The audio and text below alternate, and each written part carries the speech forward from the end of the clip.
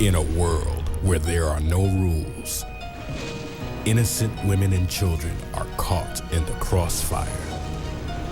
In a world where the young boys are incorporated, Flip Wilson brings you the trilogy you've been waiting for. The story about White Boy Rick, Demetrius Holloway, and Milton Butch Jones. Hosted by Charles Pugh, this is The Detroit Connection. In stores now.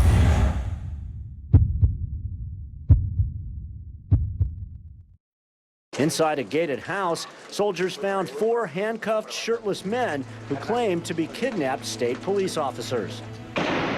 More than 3,000 shots were fired and 50 grenades exploded. 16 gunmen. Amato, according to his lawyer and others, was a real nationalist. He said that someone had to get their hands dirty for the sake of Mexico. And if that meant moving drugs, well, let's move them. If it helps the economy, if it helps Mexico.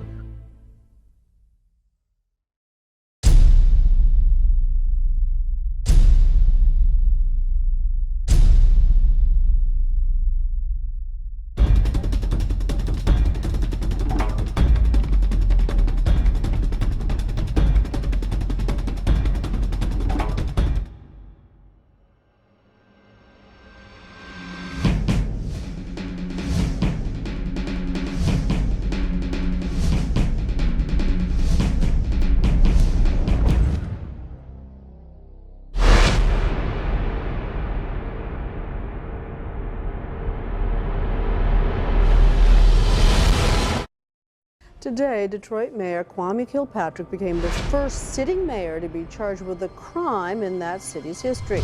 In the past 30 days, I've been called a more than any time in my entire life. In a city that's divided by color. It's no longer white flight from the city of Detroit. Now it is black flight from the city of Detroit. I've received more death threats than I have in my entire administration. Any merit to this? It seems they're playing the race card here. Well, it certainly seems like that. One man is the target of a political conspiracy. I cheated on my wife, y'all. Boy, if you had me and my wife text messages, dude, let me tell you something. Don Diva Films presents a Flip Wilson production. It isn't people can go to jail or prison. People can literally get away with murder. Murder. Murder. This is the Kwame Kilpatrick story.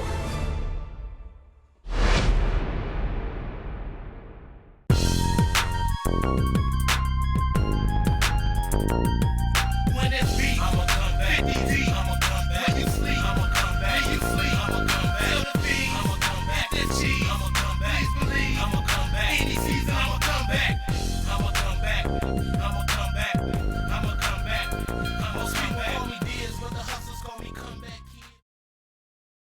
The following program contains graphic images of violence that might be disturbing to some. Viewer discretion is advised. I bet. What your pockets looking like. I bet. What your pockets looking like.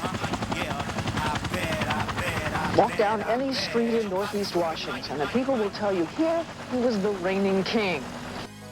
What your pockets looking like. Yeah, I see your ribs showing, but you boiling like a bitch. Every time you be throwing, what your pockets looking like. If you really out here working on the real man. They discovered approximately 25,000 pounds of marijuana secreted in underground storage bins. If you really out here working on the real man, chill. Y'all need to stop hurt. If you ain't walking what you talking, I'm the original Cheddar Boy. Original Cheddar Boy in chief. Yeah, I'm something to see. Hey man, I bet y'all niggas. I got that shit from my man Freak back in about 90. Y'all know what y'all watching, man. We watching this record. How you ride on foes? You looking way too. Rayful Edmond III, the biggest drug dealer in the history of Washington, D.C. From the place that you fill up your tank. And for you hood rat hoes with the beauty shop purse, need to check yourself. That bullshit is the worst. It's clear to see. Homeboy never work with the scale. Type that's working with the feds probably work at the jail. Heard a few rap songs, the prices ain't real. Cause if you purping where I'm at, that'll get you killed. If it's hurting your feelings, it's sad, but it's true. You a fake ass nigga, yeah, I'm talking to you.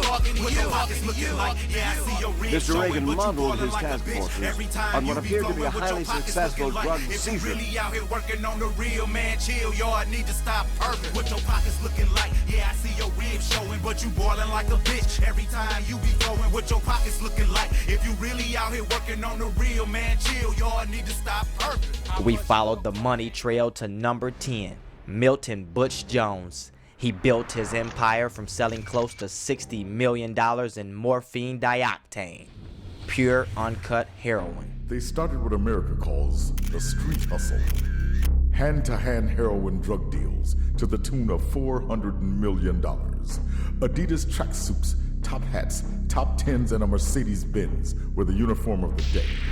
This is Young Boys Incorporated. If I had 300, I'd give 150 to my mother. And I'm gonna say though, he got busted at one point with $800,000. I was making $100,000 every day. Got busted another time with $600,000. So, you know, they were getting paid.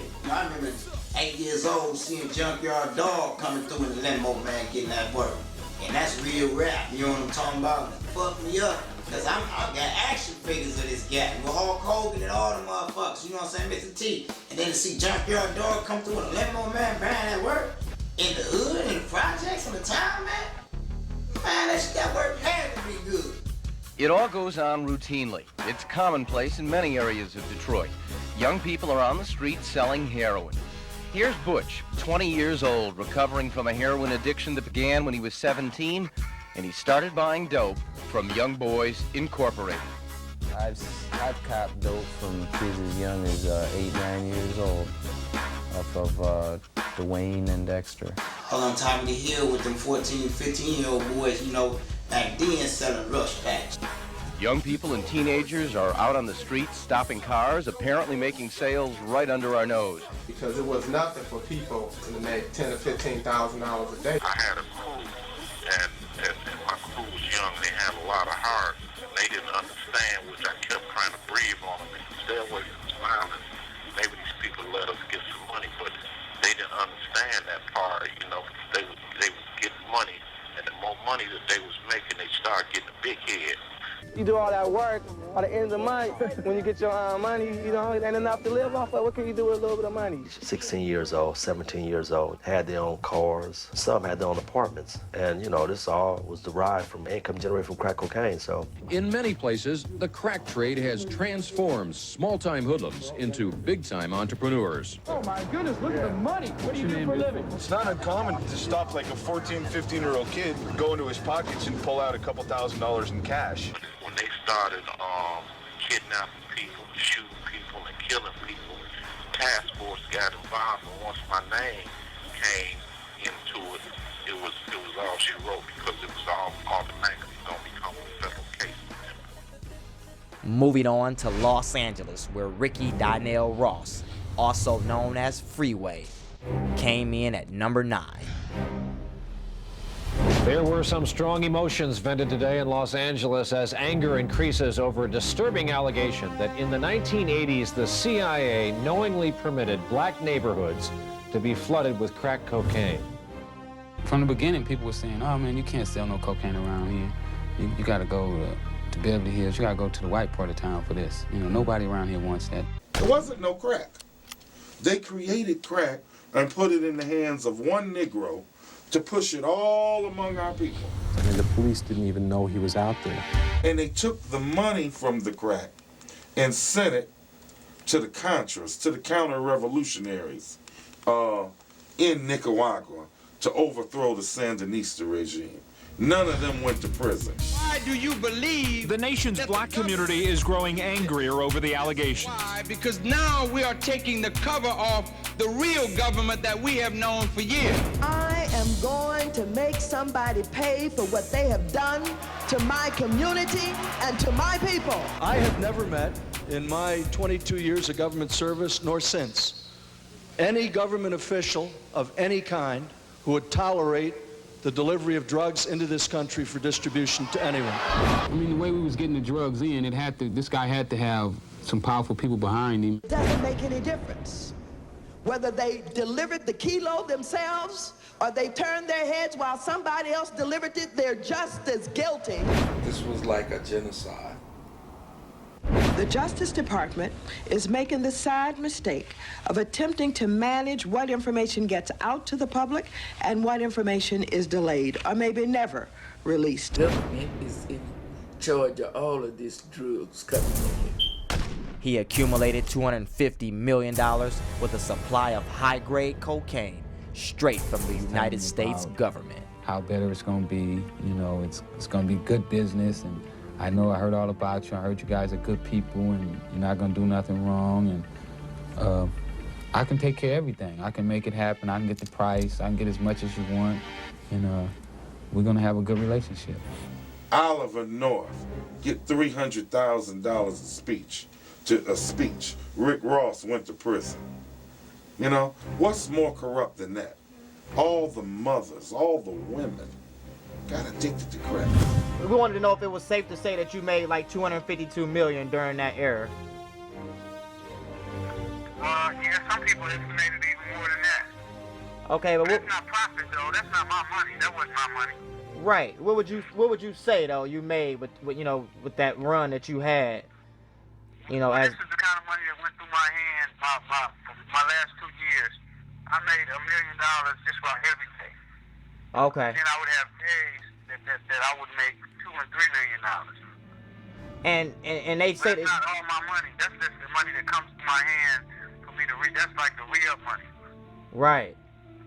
And my profit would be anywhere, you know, on $1 million. I make $200,000, $300,000 most of the time. Sometimes I can make more according to who I was selling to. Right. Because some people I charge more than others, but when I sell to wholesalers, you know, they got a basement price. And then that's the lowest that I ever made too. You know, I never made less than $200,000 to $300,000 off every million. You know, every source say that you was very, very low key. And so how does a guy make that kind of money without any recognition?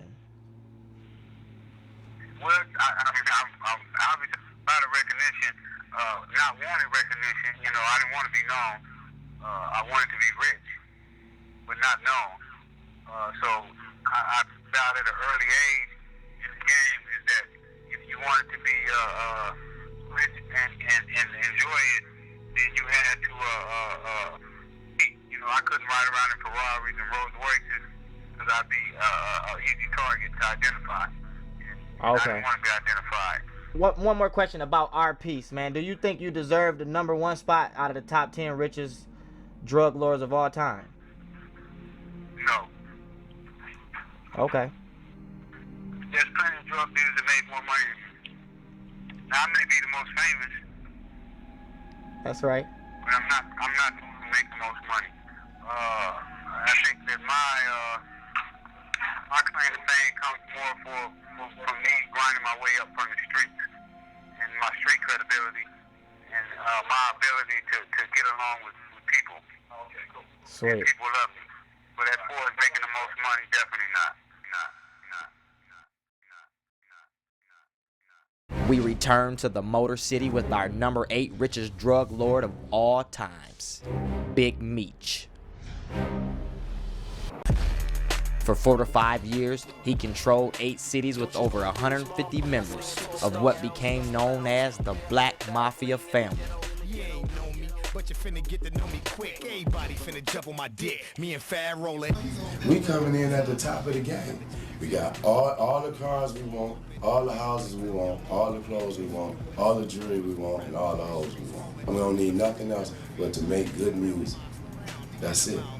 Choking. I'm in the South with my team focus. And niggas hate cause we in them drops and y'all up in that cream focus. Catch me rolling a Supreme loaded. Everybody is from somewhere else different. You don't get nothing like this nowhere. Everybody move like brothers, and then everybody from different places. Milwaukee, St. Louis, Detroit, Texas, Atlanta, Cali, you know what I'm saying, Florida. We got people from everywhere in our mind. Everybody move as one. Everybody is prospering in some kind of way, in their own way. Every man plays his own role. Don't you know the rules, motherfucker? We're superstars. Ghetto, fat. Who you hating, who you wishing was slipping? Hose point when I'm pushing a whipping. Just wash so the dishes be dripping. Act up and I'm pushing a clipping. Everybody get the pushing and dipping. I'm a good leader, so I got good people that follow. You know what I'm saying? It's simple. If you can only be like the nigga that's running your crew. If you got a robbing ass boss, then you're gonna be a robbing ass crew. If you got a real boss who know how to sacrifice and take the bad along with the good and show his crew know how to be men, then this what you get. Everybody shining like new money. And ain't no other crew like this in the world, and there never will be another one. Not black, it never will be, because it said that if niggas like this is shining all together, being together, doing shit every day, then they gonna fall out over some money or somebody gonna rob, steal, and kill. I have yet to see that. All of us get along with money.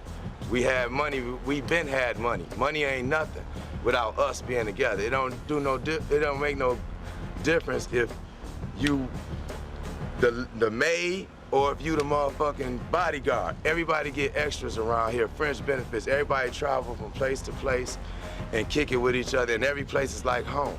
Every place we stay at, LA, Atlanta, Detroit, we have homes, our own homes. We don't have to go in and rent shit. We got our own houses, we got our own cars, we got our own hoes, we got our own clothes. You know what I'm saying? And we can't be stopped. I don't see nobody stopped. I don't see none to come after us either. None. Nobody will never do this again, because this many niggas and this much money can't get along and stay together. They gonna fall out over girls or something. We don't fall out over no girls. We hit them all. They hit my hoes, I hit they hoes. The ones that don't want to be shared, then that's your own personal one. Other than that, then we ain't falling out over no hoes. And we got all type of niggas around here. Short niggas, tall niggas, bald niggas, light skin, dark skin, braids, dreads, fat, whatever you want. Whatever a woman want, we got right here. See what I'm saying? So we get all kinds of women. Models, nobody, hood rats, everything. We do it all. We don't discriminate. Matter of fact, after you leave here, you end up getting your teeth on something and coming up with something better. You know what I'm saying? Like a new car, new house, maybe your kids get to go to school, private school, paid for, courtesy of the mob. You know what I'm saying? We pay. You know, that's simple. A lot of niggas don't like to spend their money. We love to spend our money. We can't take none of this shit with us. None. Ain't no armored trucks pulling up at no funerals. Simple. So you better enjoy this shit. Just a fool and his money will park. We do this, so we ain't worried about it. When we go out at night, whatever we spend, 50,000, 100,000 in the motherfucking club, we can afford to do it because we ain't bring it all with us.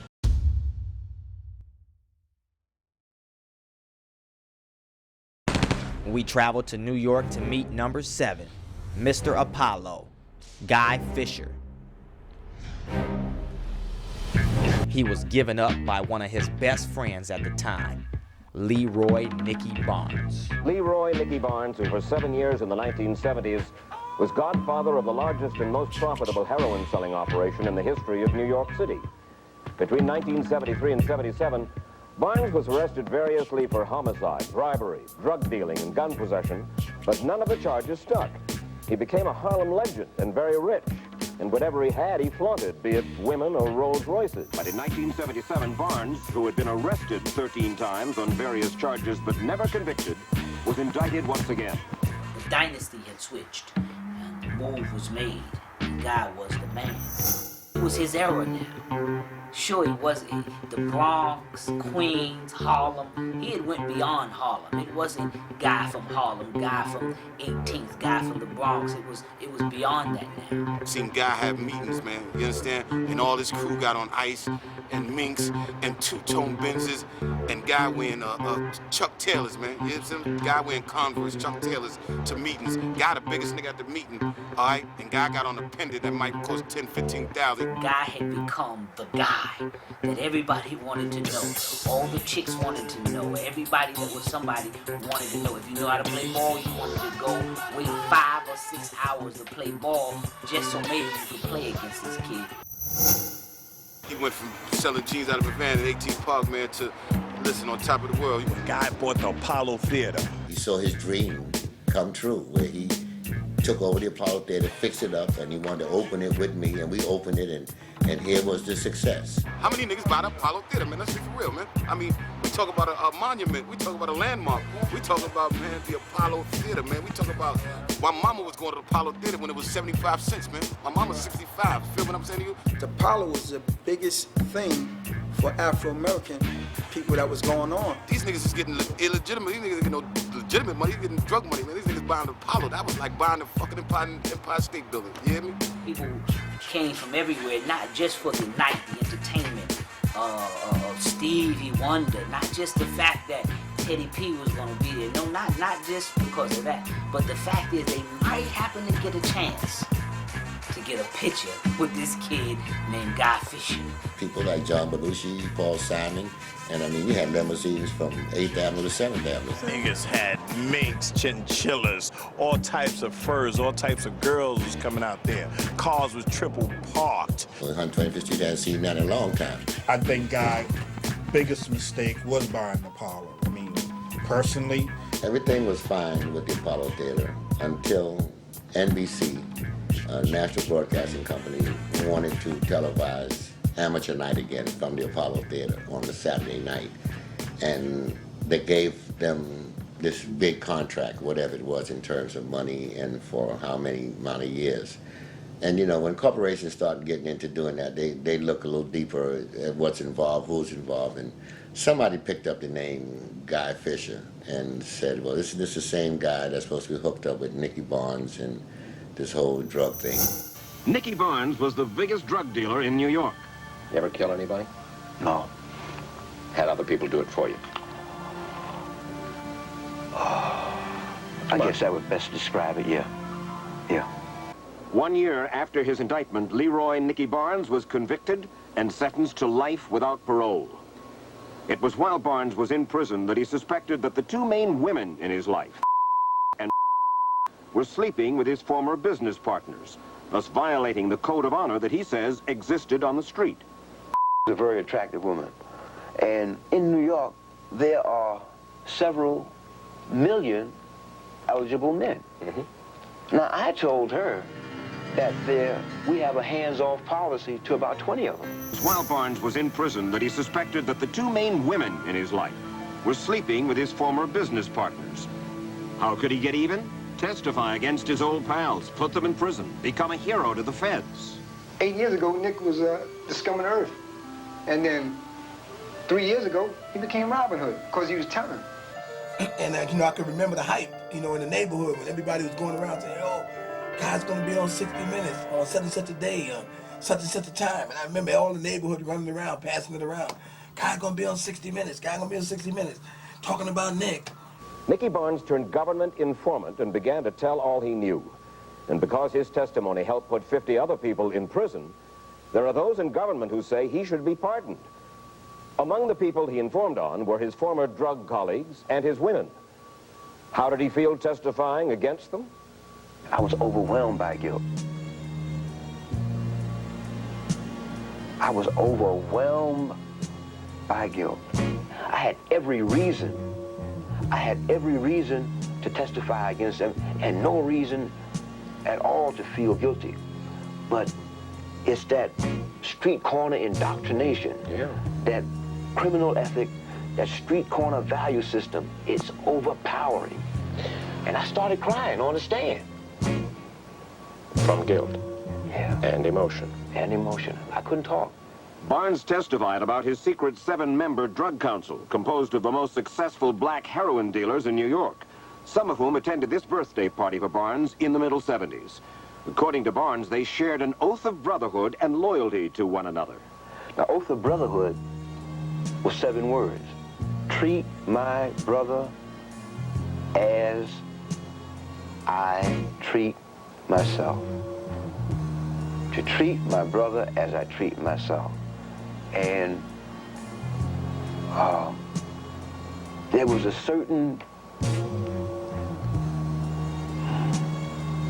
mystical dynamic present when we said it. He posed for the cover of the New York Times Sunday magazine. They called him Mr. Untouchable. Tell me what it is you have in mind. They were a couple of friends of mine that were supposed to be doing things for me, you know. Yeah. And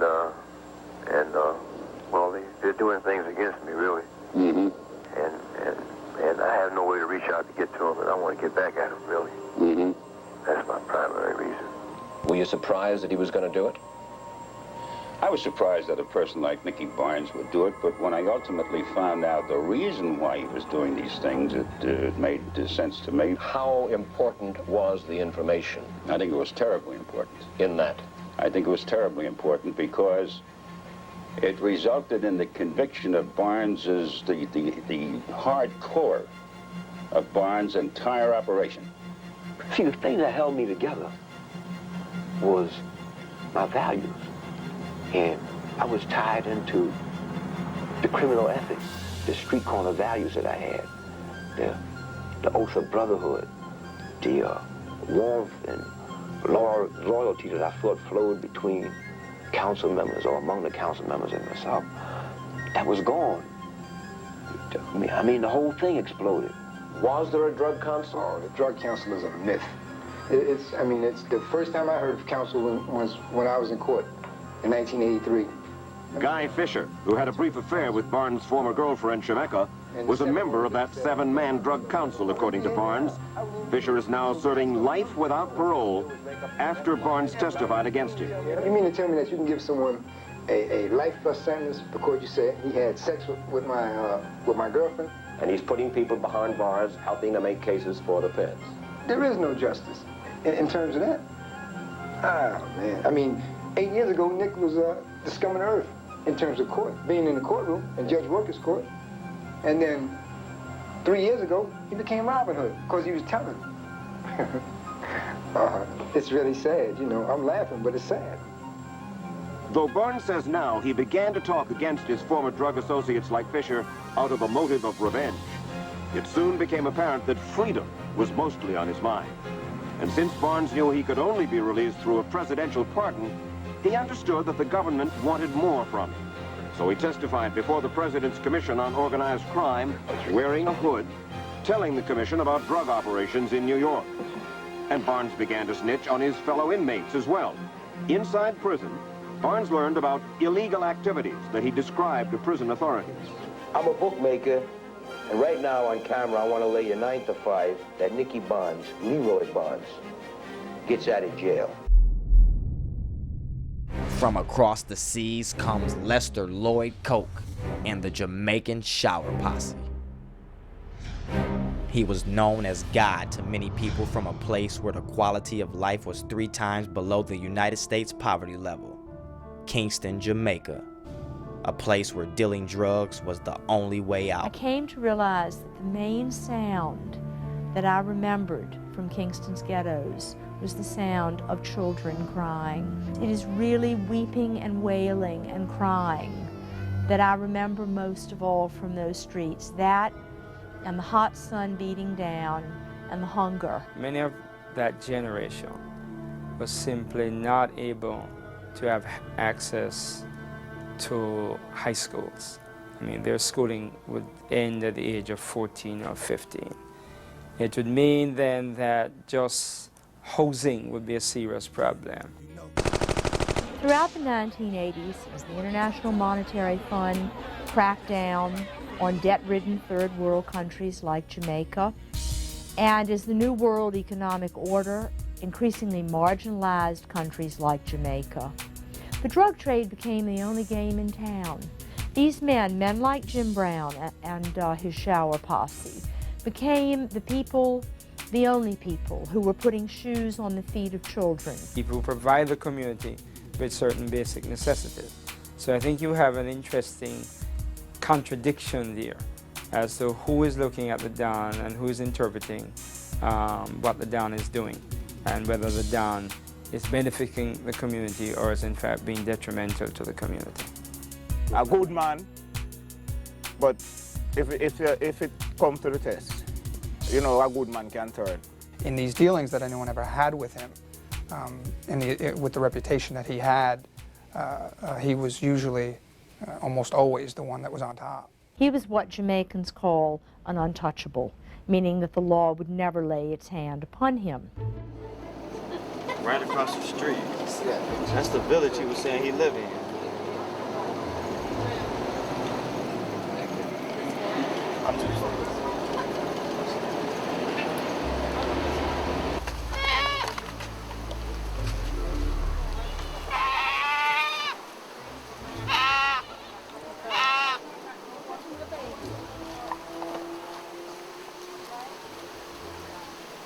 Marijuana was the only game in town. It was Jamaica's only cash crop. The drug trade was always important domestically in Jamaica, since there's always quite a sizable usage of marijuana within Jamaica itself. It is the demand for drugs on an international level, especially in the 1970s, that started the shipping or the exporting of ganja. Research found that from the late 70s into the 80s and throughout the 80s, the Jamaican organized criminal groups were becoming more and more of a presence, both here in New York and across the country. And the Shower Posse was one of the largest posses ever to dominate the New York criminal landscape. The Shower was really, I think, the only posse of its day that deserved to be called Jamaican organized crime. At the very top was Jim Brown and his right-hand man, Vivian Blake. He was someone who was feared, and feared because of the violence that both he could bring and the people around him could bring. He surrounded himself with violent people, extremely violent people. But there is a gun culture in Jamaican society. There is a fascination for guns, and of course one of the things about guns is that when you put guns in the hands of poor people or sufferer youths, it is a form of empowerment. You know, it gives them a sense that they have control over life and death. And so one of the things that has emerged in the society when you examine the poor communities is that there has been a proliferation of guns. The level of terror in 1980 was unlike anything Jamaicans had ever experienced before. Anybody who had a grudge to settle in Kingston or anywhere else in the island hoped to get themselves recruited. Most of the gunmen wanted to fire shots for the Jamaica Labor Party because it was already well known by that time that the Jamaica Labor Party was the one favored by the United States and the CIA. Other posse members, I have interviewed and spoken with numerous other members of other posses who at times dealt with Shower Posse members, including Jim Brown. And it was always a somewhat intimidating experience, even for some of these people who were fairly violent themselves. I pay you good money. I take care of you. You know that. I put food on your What you can say about Jim Brown was that if you were a supporter, you adored him, and if you were an adversary, you were terrified of him. He was obviously ruthless. It will never be known how many people he killed. Certainly well upwards of 20, if you just count the homicides in Jamaica alone. He created one of the most feared drug gangs in American history. He is responsible for thousands of deaths. His impact is felt even today in the continuing war against drugs. Lester Coke created an empire built on fear. We drive across 75 heading south to meet Griselda Blanca, the $500 million Black Widow. Police are saying she may be responsible for as many as 200 murders. That over a period of more than a decade of drug wars.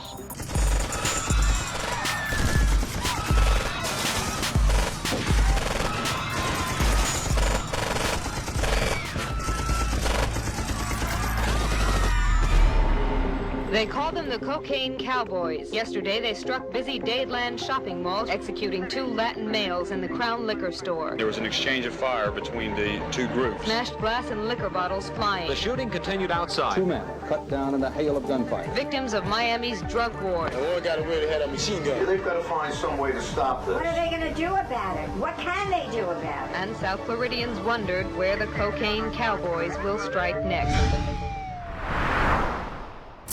Just 1 month before the tall ship Gloria from Columbia, South America, graced New York Harbor during the Opsail bicentennial celebration, she was stopped and 13 pounds of cocaine were found on board. She moved her operation to Miami, Florida during that time. Her fortune was estimated at $500 million.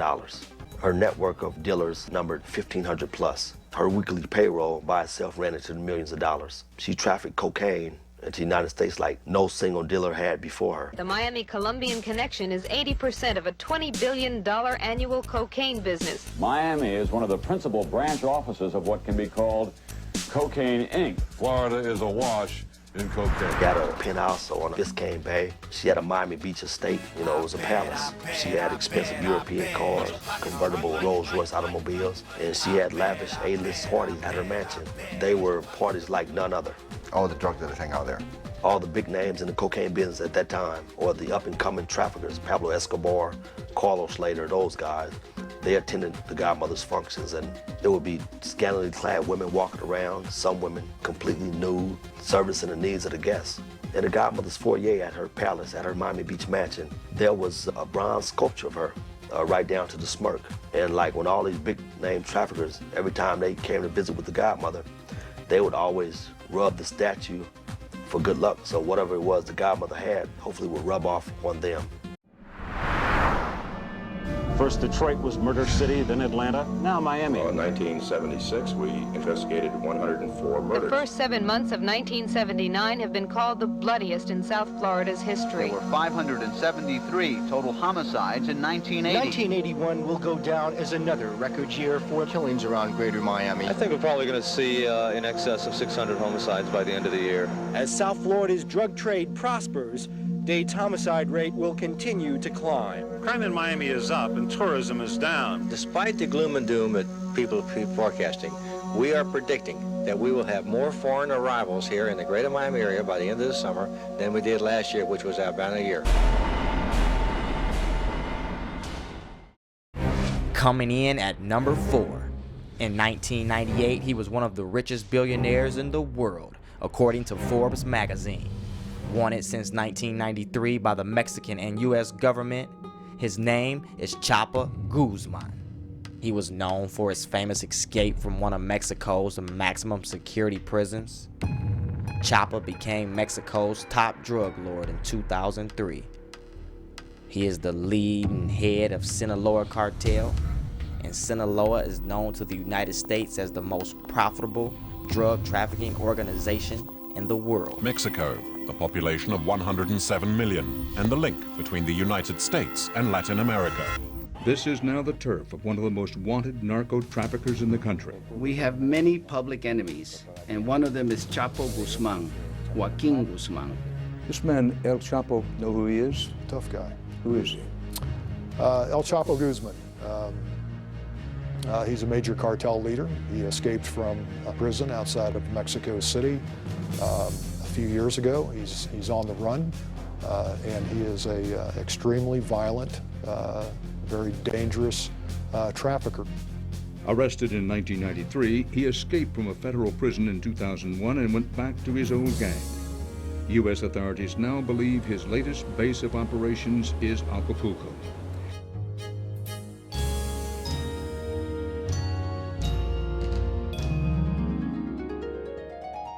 '86, is that right? Yeah, 87. The count takes 20 minutes.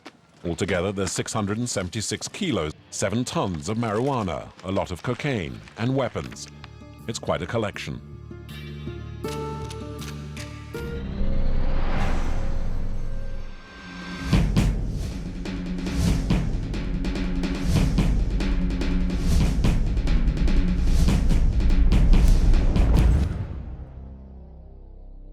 It's all about greed, and it's all about turf. That's what motivates these people. From the time they get up in the morning until the time they lay down at night in Mexico. Acapulco Mayor Felix Salgado is now dealing with a public relations and tourism nightmare. Muchísimos problemas. Lots of problems. We have had a lot of problems with narco trafficking. We had a very bad time here, a very bad period.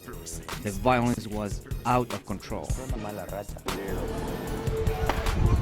He's talking about shootouts like this one that broke out in broad daylight earlier this year, just 1 month after he took office.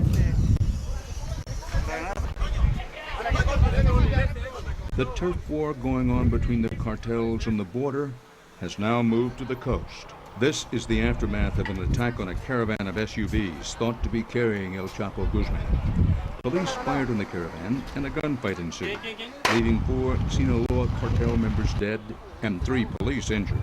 Were you surprised to learn, see that there were shootouts in broad daylight?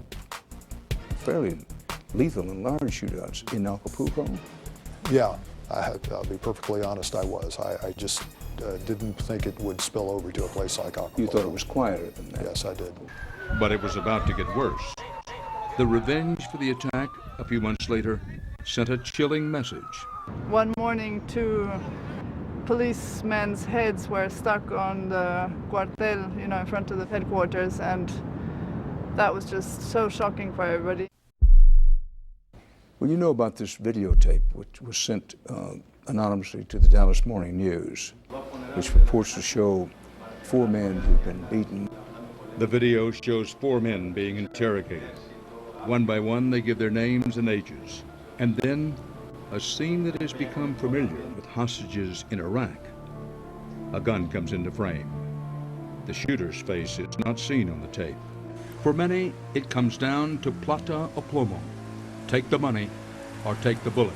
The important point is that when you're dealing with a threat that has hundreds of millions of dollars at their disposal to corrupt, you can buy just about anything you want.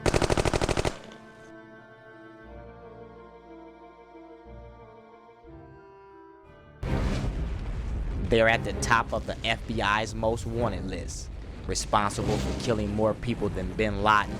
We bring you the number 3rd richest drug lords of all time, the Felix brothers. He's at the top of the FBI's most wanted list. There's a notion that he gets a kick out of it, that he likes it. He likes the actual physical risk of the killing. Responsible for murder and carnage. And no, it's not who you think. Recompensa, $2 million US dollars. $2 million US dollars. That's the reward. That's correct. We are doing business against unlawful people, immoral people. Now, he may be dead, killed in a shootout, but will that make a difference? I don't think that one person being eliminated from a cartel is going to have the effect. Just about a year ago, when we were shooting our series on drug trafficking between Mexico and the United States, there he was, Ramon Arellano Felix, staring out of a blurry 10-year-old photograph. The featured character on a wanted poster that confronted anyone crossing the U.S.-Mexico border. $2 million.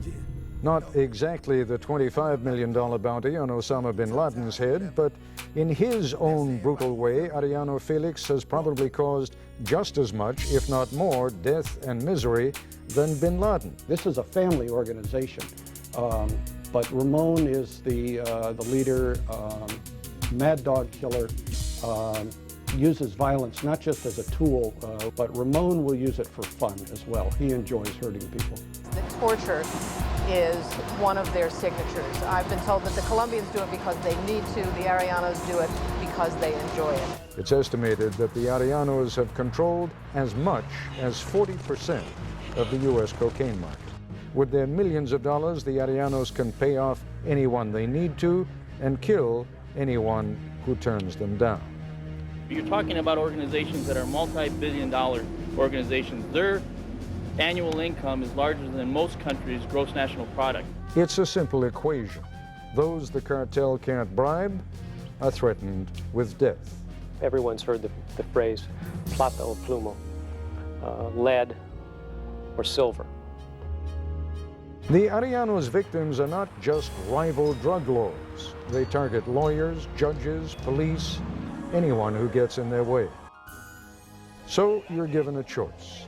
Refusing the silver, turning down the bribe, has had terrible consequences. In the last few years, 2 police chiefs in Tijuana paid with their lives after saying no to the cartels. No one can consider himself immune.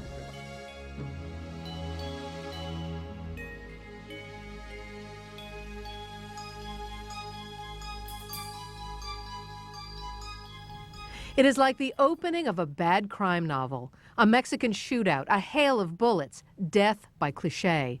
In a sunny Mexican resort town, the bodies are laid out on the sidewalk. Early police reports say several men came to town to assassinate a drug rival, but instead got into a shootout with local police.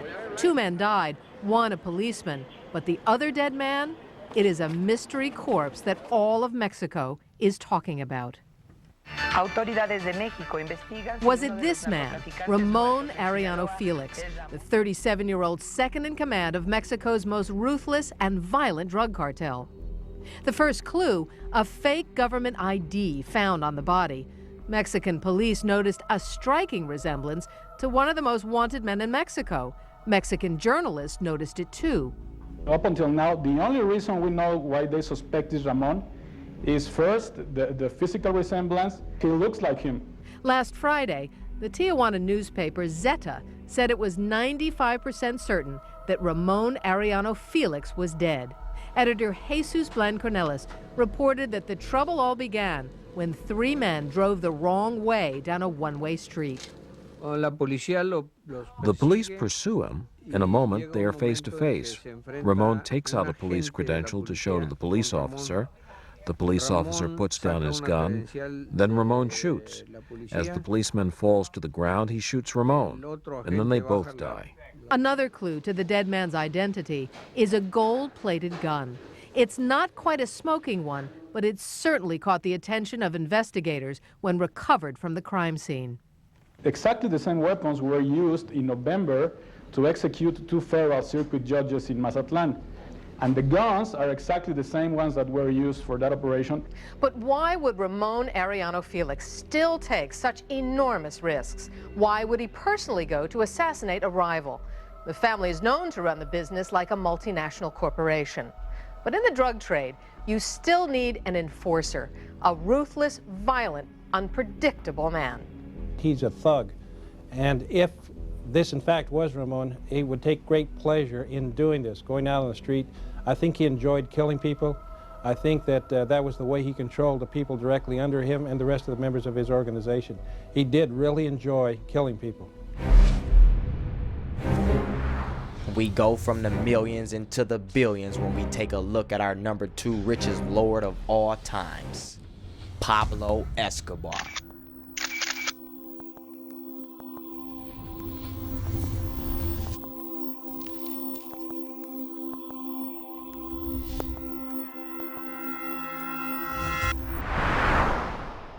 Pablo Escobar, aka the world's greatest outlaw. His main area of operation was Colombia. The power he gained, which began sometime in 1975 during the beginnings of his cocaine lordship, lasted for what some say was an eternity. Pablo Escobar was not a brilliant entrepreneur or organizer. What he was is more violent and ruthless than most of the people who are engaged in this business. And of all the drug lords, no one compares to the sheep power that Pablo Escobar put on Colombia. In fact, he was so blazingly dangerous that in 1989 he murdered the leading presidential candidate, Luis Carlos Galán. Pablo introduced a level of violence into the business that they were not used to. Also in 1989, Forbes magazine dubbed Pablo the $25 billion man. He was the second richest criminal ever. He built an extravagant estate for himself in the middle Magdalena Valley, which he called Napolis. He had a zoo at his ranch. You're talking about Colombia, a guy had elephants, zebras, rhinoceroses. He imported exotic animals, had planes, helicopters. He was invincible. It once was reported that he burned $2 million in cash just to keep warm while on the run from the United States law enforcement. Escobar's continuing violent authority resulted in Colombia becoming the world's murder capital, with 25,000 violent deaths in 1991 and 27,000 in 1992. In Colombia, Pablo knew he could bribe or intimidate judges or juries or even prison executives. In the United States, he knew that he couldn't. This increased murder rate was fueled by Escobar's giving money to poor youths as a reward for killing police officers and government officials. Over 600 whom died fighting the war on drugs. Pablo and his bodyguard, two fugitives at the time, attempted to escape by running across the roofs of adjoining houses to reach the back street when a firefight broke out. Pablo suffered gunshots to the leg, torso, and a fatal one to his ear. Him and his bodyguard were shot and killed by Colombian National Police. It was never known or proven who actually fired the final shot into the head of Escobar. As we look back, number 10 was Milton Butch Jones. Number 9 goes to Freeway Ricky Ross. Number 8, Black Mafia Family. 7, Mr. Opalo himself. Number 6, Lester Lloyd Cope. Number 5, Griselda Blanca. 4 was the Chapa Guzman. Number 3, the Felix Arellano brothers. Number 2, Pablo Escobar. And now for number 1, the King of Kings. He is the Lord of Lords, the Capo, and the Godfather. Some would say the man, and the others would say he's the plug. We introduce to you Amado Carrillo Fuentes, aka the Lord of the Sky.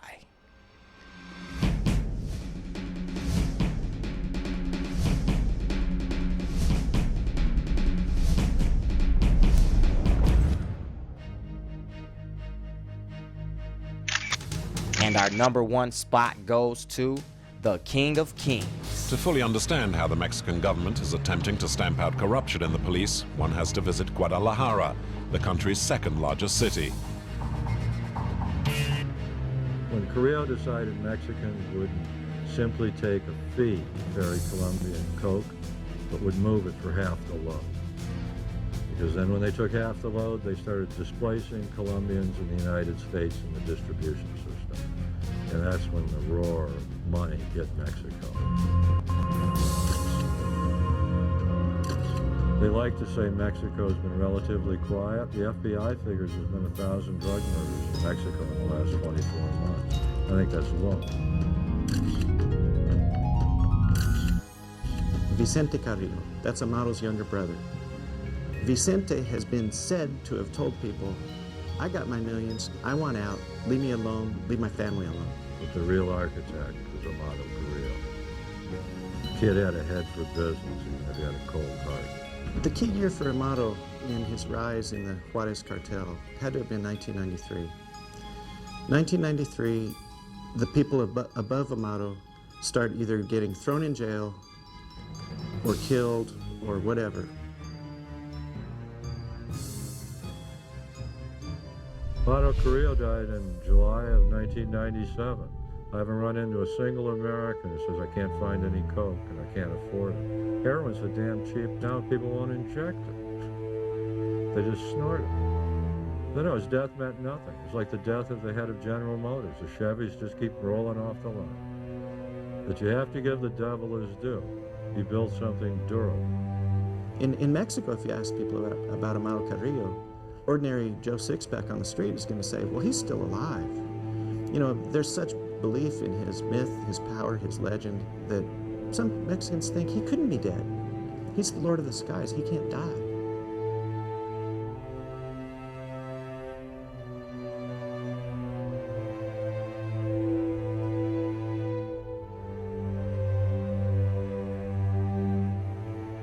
Mexican authorities arrested one of that country's most wanted drug lords, Vicente Carrillo Leyva. He was nabbed while jogging in Mexico City, where he was living under an alias, exercising. That's when he was arrested. He is described as the heir of the Juarez cartel. His father was a former drug kingpin known as the Lord of the Skies, because he had a fleet of private jetliners that brought cocaine from Colombia to Mexico. I bet. What your pockets looking like. I bet. What your pockets looking like. Yeah. I bet. down any street in Northeast Washington, and people will tell you here he was the reigning king. What your pockets looking like? Yeah, I see your ribs showing, but you boiling like a bitch every time you be throwing. What your pockets looking like? If you really out here working on the real man. They discovered approximately 25,000 pounds of marijuana secreted in underground storage bins. If you really out here working on the real man, chill, y'all need to stop her. If you ain't walking what you talking, I'm the original Cheddar Boy. Original Cheddar Boy, Chief.